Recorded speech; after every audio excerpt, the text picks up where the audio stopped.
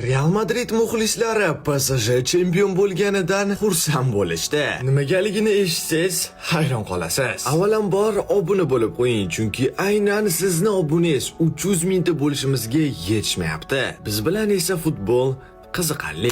2014-yilda Real Madrid Chempionlar Ligasini yutadi. 2015-yilda esa Luis Enrique treble qiladi. Keyingi 3 yillikda esa Madrid jamoasi yana bir bor Chempionlar Ligasida hech kimga imkon ham qoldirmaydi. Qarabsizki, 10 yil o'tgach 2024-yilda Real Madrid Chempionlar Ligasida g'alaba qozonadi. 2025-yilda esa Luis Enrique yana bir bor treble qiladi. Va shunaqa kechdi. 2026, 2027, 2028-yillarda Real Madrid yana bir bor bu turnirda dominatsiya qilishi kutilmoqda. Xo'sh do'stlar, siz bunaqasiga ishonasizmi? Yoki-da Barselona